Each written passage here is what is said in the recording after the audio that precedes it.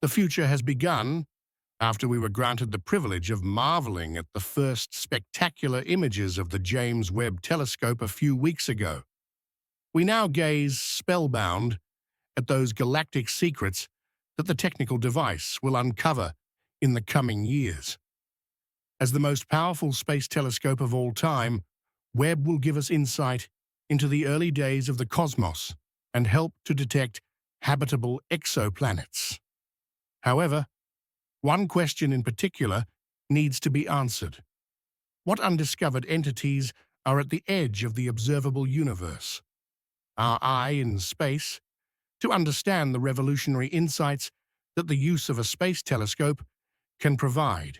It's first worth taking a look at some of the milestones of Webb's predecessor, Hubble. Launched into space on April the 24th, 1990, Hubble provided us with images of galaxies in unprecedented detail. Away from the famous Hubble deep fields, the instrument allowed us to take an in-depth look at the acceleration of cosmic expansion. Even distant supernovae could be analyzed for the first time with the help of the Space Telescope. Last but not least, Hubble provided evidence that the centers of nearly all galaxies are graced by supermassive black holes. However, if we now compare the performance of the Space Telescope with the potential of Webb, it becomes clear to us that the joint construction by NASA and ESA only exposed the tiny tip of the cosmic iceberg. In fact, Webb is up to 100 times more sensitive to electromagnetic waves than its predecessor. Specially designed for infrared astronomy, the instrument, which weighs over 6 tons, is able to let its technical eye wander from the red part of visible light to the mid-infrared spectrum. Why this is so important for deciphering the universe becomes clear when we recall the cosmological redshift. In simple terms, light originating from distant and thus early regions of the cosmos is shifted into that very infrared region. This light has the characteristic property of passing through interstellar gas clouds much better than visible light. Equipped with its special capabilities, Webb is thus expected to target the first luminous objects and galaxies born in the first millennia after the Big Bang. To illustrate Webb's often cited capabilities with a comprehensible example, NASA points to the following. From Earth, the Space Telescope would be able to register the heat of a bumblebee on the surface of the Moon. But what is the technical background behind these amazing capabilities? First and foremost, there is the massive primary mirror composed of 18 individual, perfectly matched segments. The mirror has a diameter of 21 feet. The individual components are coated with an extremely thin layer of gold. The reason for this is that gold reflects infrared light significantly better than other metals. For Webb to work properly, it must be kept cool at all times. This, in turn, is accomplished by the 5-layer sun shield, which, when folded out, makes it the size of a tennis court. The equipment is permanently cooled down to negative 369 degrees Fahrenheit. This ensures that the telescope's sensitive instruments are protected from incident solar radiation. If major complications do arise, fingers crossed, Webb's target orbit around the Lagrange point L2 is about 1 million miles from Earth. As a result of this great distance, no manned repair missions can be completed. So now that we've had a brief look at the technical makeup of the Space Telescope, let's turn our attention to another exciting question. What will Webb get to see as part of its science mission? The observable universe. As mentioned earlier, Webb will analyze the first luminous formations of the cosmos in the coming years. Given the telescope's deep look into the vast expanse of space, an intriguing question arises. Will Webb be able to observe the edge of the universe? And does such a thing even exist? According to our current state of knowledge, we don't know how big the universe is. Due to the gigantic dimensions of the cosmos, we cannot see its edge, if it exists at all. Also, the question about the form of the universe remains unanswered.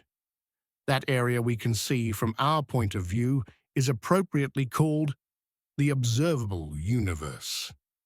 Assuming that the cosmos is isotropic and homogeneous, or in other words, that it always presents itself to the observer in the same way, independent of his location and direction of observation, this results in a spherical observation area around the Earth. However, the distance up to the observation horizon is now thought to be more than 13.8 billion light-years. It's true that the Big Bang happened approximately 13.8 billion years ago. However, we must also consider the constant expansion of the cosmos. Since distances already covered have subsequently become longer, the distance to that optical barrier is therefore 46.6 billion light-years. The most distant objects in the firmament were, at the time they emitted that light, only 40 million light-years away from our blue home planet. However, since these entities have long since crossed the event horizon, it's impossible to say anything about their current processes. The event horizon indicates how far an object may be away from us at present, so that its light can still just reach us in the infinite future. As a result of these natural constraints, structures exist in the universe that we will never see, the edge of the observation horizon. Among the most distant, and thus oldest galaxies, tracked down so far is GNZ 11 in the constellation of the Big Dipper. About 13.8 billion years old, this gravitationally bound cluster is only 4% the size of our home galaxy, with its star count corresponding to only 1% of the Milky Way. First discovered in 2016, GNZ 11 has since earned the title of the oldest known galaxy and the most distant known structure in the cosmos. As a result of the expansion of the universe, the distance between GNZ 11 and Earth is about 32 billion light-years. And this is where the future use of the James Webb Space Telescope comes into play once again. As a reminder, the technical equipment can operate in the mid-infrared spectrum. Basically, the closer an object is to the observation horizon, the more red-shifted the radiation we can observe from it, or in other words, the closer it is to the edge of the observable universe. For those entities that are directly on the observing horizon, the redshift is actually infinite. The popularly cited assumption that such objects move away from us with the speed of light, however, is wrong, because actually they drift away from us with more than threefold the speed of light. But how is this possible at all? Doesn't such a speed contradict Einstein's theory of relativity? The answer is no. To understand this, we have to consider the characteristics of cosmic expansion, because, in fact, it's not a movement in space. Rather, space itself is expanding beyond the observable universe. Given our limited view of the stars, a central question arises: what lies beyond the observable universe? The sobering answer is even the James Webb Telescope will not be able to decipher this great mystery. Scientists can only conjecture concerning this exciting topic. One theory says that the regions of the cosmos invisible to us are built approximately the same as those areas we can see. As is well known, it's often assumed that the universe is an infinite structure. But what does the often quoted concept of infinity actually mean in reality? Well, it can be summarized as follows. Infinity contains everything that can exist. If one follows this principle, then somewhere out there for each of us, a perfect double would exist. However, While we can only enter the world of speculation in this regard, the ominous dark flow could provide us with a real clue to those structures that lie dormant beyond the horizon of observation. But what is this mysterious dark flow all about? NASA's WMAP spacecraft investigated the irregularities of the cosmic background radiation between 2001 and 2010. This almost isotropic radiation in the microwave range is a relic of the Big Bang and fills the entire universe. If one follows the common assumptions of cosmology, the proper motions of galaxy clusters relative to cosmic background radiation should be randomly distributed in all directions. The scientists were all the more surprised when they discovered that many galaxy clusters are literally pulled in one and the same direction. But that's not all. The speed of this inexplicable flow even increases with distance. Consequently, it seems that beyond the observable universe, there is a huge structure that literally pulls the galaxy clusters into its spell. In the meantime, 1,400 galaxy clusters have been identified as participating in this dark river. Some experts believe that it's the effect of a neighboring universe, or else the effects of a space-time region that is drastically different from the observable universe. Even if the exact background of the dark flow has not yet been deciphered, the exciting discovery nevertheless provides us with an important insight, namely, that we are still far from having completely unraveled the cosmos. Now we want your opinion. What do you think about today's video? As always, write us your thoughts, suggestions and feedback on our contribution in the comments below. Would you like to see more exciting videos on the topic of outer space?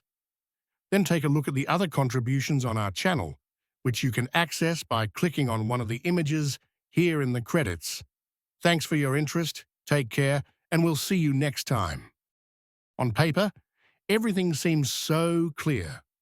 According to our established theories, gas giants as the size of Jupiter form when they have formed a solid core of at least 10 Earth masses in the early days of their home systems. From then on, the planetary core's gravity ensures that it can hold on to a thick gas envelope even in the face of strong stellar winds. Well, at least that's the theory. But if we take a look at the real discoveries in space, we see that there are also some exoplanets out there that pose serious problems for our current models of planet development. The first of these outliers was added to the star charts back in 2017.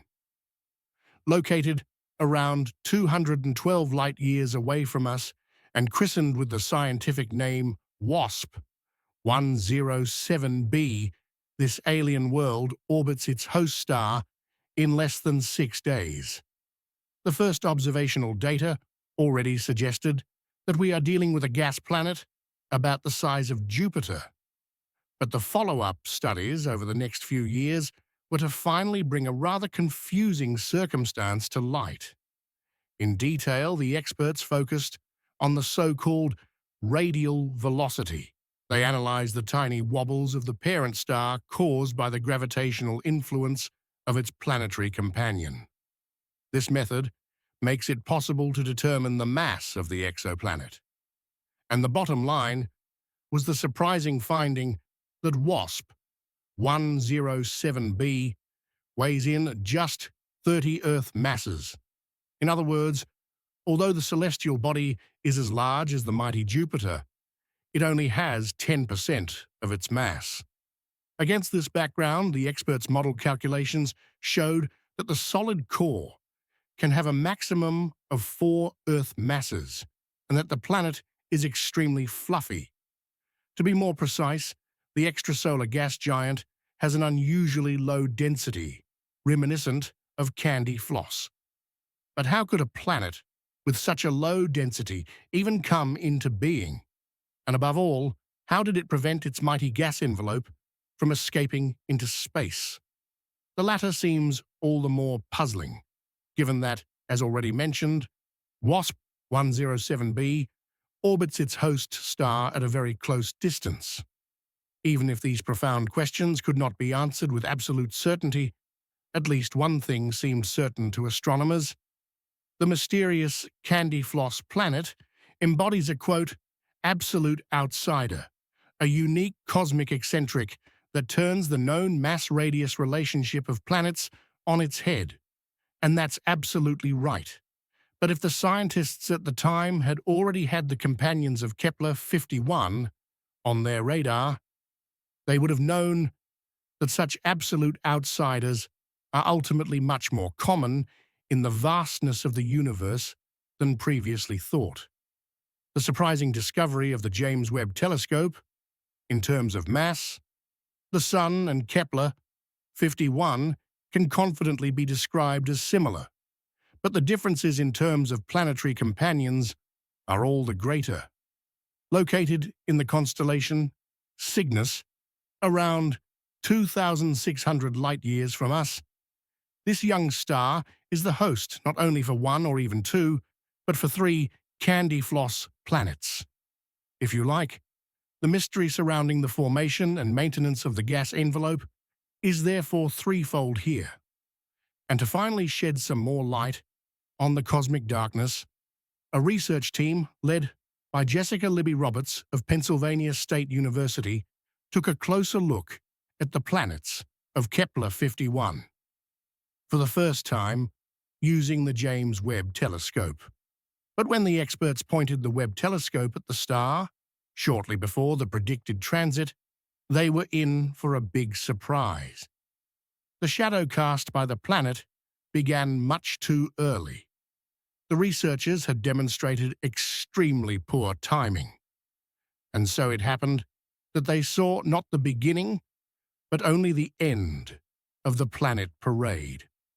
Expressed in numbers, this means nothing more than that the exoplanet Kepler-51d passed in front of its star a full 2 hours too early.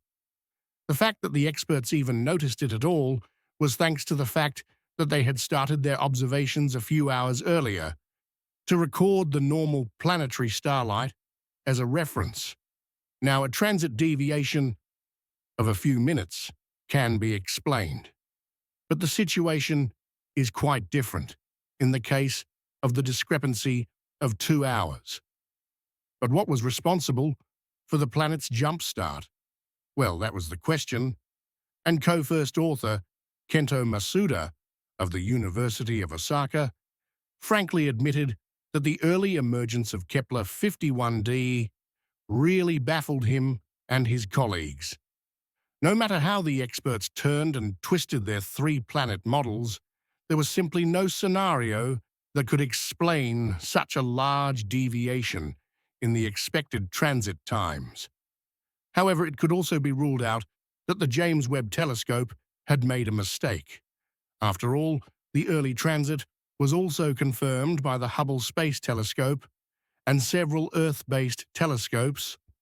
Ultimately, the solution to the mystery lay in a model that was expanded to include a fourth additional planet. The corresponding celestial body apparently orbits Kepler-51 further out, and on a more inclined orbit. As a result, from our earthly point of view, it does not pass directly in front of its host star, but it has a significant influence on the movement of the other planets through its gravity. Furthermore, the researchers found that this can be best explained by the existence of a gas planet with a mass similar to that of its three counterparts. So, the planetary system around Kepler-51 is now not only one member richer, which probably orbits its star on a wide circular orbit with an orbital period of 264 days, but also one more enigmatic lightweight, christened Kepler-51e. Its presence does slightly increase the previous mass estimates, but the celestial bodies still remain too light to be reconciled with our established models of planet formation. This is compounded by the fact that we are dealing here with a cotton candy city, although most of these fluffy planets only occur singly in their home systems. As things stand, however, we cannot rule out the possibility that even more exoplanets are hiding beyond the orbit of Kepler-51e, and researchers are now hoping to use the high-resolution spectra of the James Webb Telescope to further unravel the secrets of the puffed-up worlds. This unique planetary family amazes researchers. Aside from the cotton candy-like examples, the field of exoplanet research has also produced some other surprising results in the recent past. While the planetary similarity around Kepler-51 only deepened the existing mystery, astronomers have detected a system elsewhere that is making headlines with its surprising diversity. More specifically, it's a system around the star WASP 132, about 400 light-years away, which is home to a super-Earth, then a hot Jupiter, and further out, a large ice giant. And while the term super-Earth merely refers to the mass of a large, rocky planet without making any statements about its composition or even habitability, hot Jupiter refers to exoplanets with a mass similar to that of Jupiter, but which at the same time have a significantly higher surface temperature than the king of our planetary system. In addition, hot Jupiters orbit their star very closely, which conversely also means that, according to our models, they cannot have formed on the spot since there was simply not enough material available near the star for them to form. In view of this, experts assume that hot Jupiters form further out and only later migrate towards their central star. This scheme also explains why hot Jupiters usually have no planetary neighbors, because as soon as they migrate inwards, they knock all other planets out of their orbits on their way. But as already mentioned, the system around WASP 132 shows that there are exceptions. But that's not all. The super-Earth there is even closer to the star than the hot Jupiter. While the latter needs a good 7 days for a complete orbit, the inner planet, which has about 6 Earth masses, manages this in just over a day. But then there is also the ice giant. This lies much further out, and therefore takes over 1,800 days to complete one orbit. And as if this smorgasbord of different worlds wasn't exciting enough, the star's light curve also showed indications of the existence of another companion. This may be a brown dwarf, a celestial body that occupies a special position between stars and planets. But while the companions of WASP 132 have everything a planet's heart desires, they also raise new questions. After all, the hot Jupiter there simply cannot have migrated inwards in the previously assumed way. This would have catapulted the super-Earth out of its orbit and probably also changed the orbit of the outer ice giant. In view of this, the researchers suspect that the hot Jupiter drifted dynamically cooler near the star. The idea that something could have no beginning and no end causes problems for many of us. We are used to thinking in spatial dimensions where things and processes have a beginning and an end, or boundaries. Scientists also struggle with infinity because it poses unsolvable mathematical problems.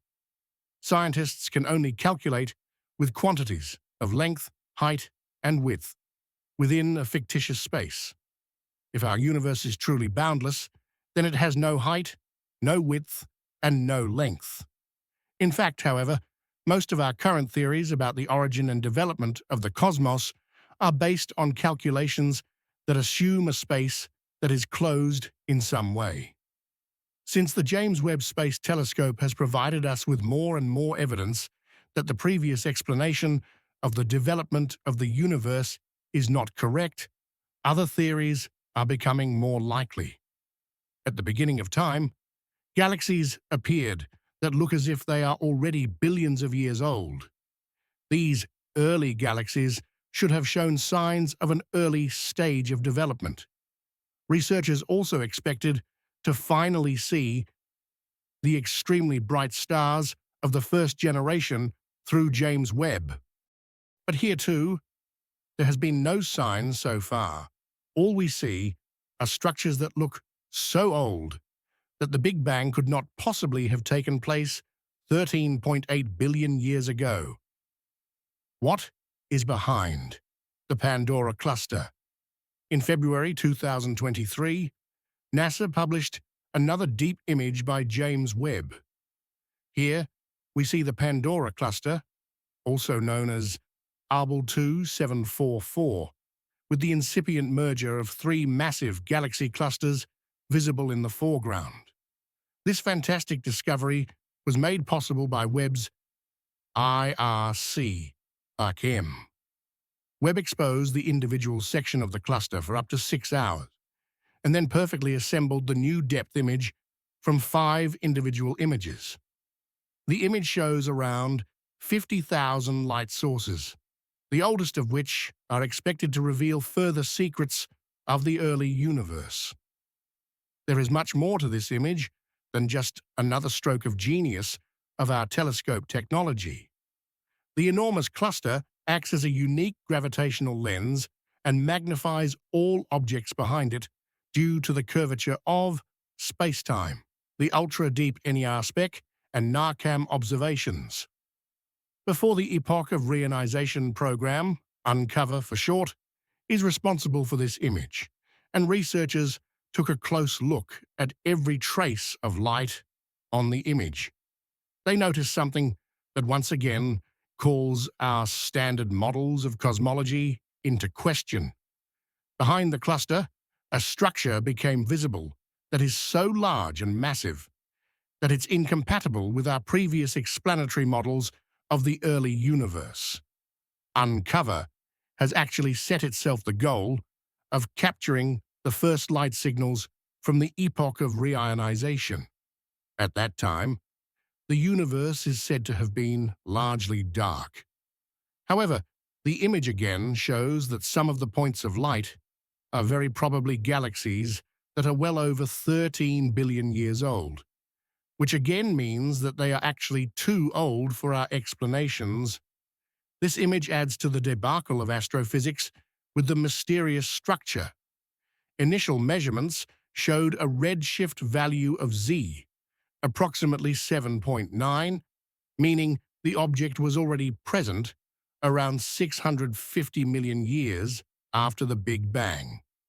The structure could be a proto-galaxy cluster, but how can huge galaxy clusters have already formed 650 million years after the Big Bang if, at that time, there were supposedly at most isolated first stars or proto-galaxies?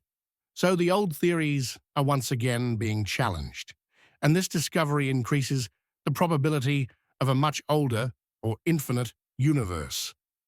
The photometric NER-CAM data from the image has now been made available to many international research teams, and astronomers around the world are now working together to find out the truth. What if the Big Bang never happened? It's exciting. We are currently facing more new possibilities in astronomy than we have for a long time. Before the telescope was launched, researchers were actually expecting the long-awaited confirmation of their theories. But now, completely new scientific dimensions are opening up, and we are going to experience changes. What could all this mean? Now, we may soon be able to look even further back in time. And if we still can't find any signs of an early universe 14 billion light-years away, we will at least know for sure that our universe must be much older than previously assumed. This would not yet be proof of infinity, but this possibility would become more likely again. Let's take a look at what supports this. The uniform distribution of the cosmic microwave background radiation across the entire sky indicates that the universe is homogeneous and isotropic on a large scale. Both can be interpreted as an indication of an infinitely extended universe. The Planck Space Telescope also showed us that the universe has a flat geometry. Some scientists also interpreted this as a possible indication that our cosmos is infinitely extended in all directions. There is another fact that we must not overlook when considering the question of the infinity of our universe. No one has yet found an end to the previously known universe. We survey more than 90 billion light-years, but there is no evidence of an end. Ideas about the edges of the universe have so far been pure scientific mind games, but not proven facts. James Webb's discoveries now indicate that there is no beginning on the timeline either. Proving an infinite universe will be difficult, because even the best telescopes can never show infinity. Even if we one day travel through space in spaceships, we could never know for sure that it has an end until we find it. What would an infinite universe mean? It sounds fascinating to live in a universe that goes on, has no beginning and no end, and has always been there. Only our science has difficulty with this idea. There are the aforementioned problems of describing such a universe scientifically and accurately. Infinity would mean that we are very unlikely to succeed in doing just that. We can explore partial areas and make approximate predictions as to which forces are at work there and where they come from, but the entirety of the infinite universe would probably elude mathematical and scientific observation. Who says that we have to measure and scientifically explain every corner of the magnificent universe? We have to ask ourselves why we are so meticulously searching for this information and understanding of the universe. It's because we are looking for answers about our own origins. Where did it all come from? Who made it? And why is it here? Natural science tries to explain these questions with formulas and calculations and is now reaching its limits. However, open-minded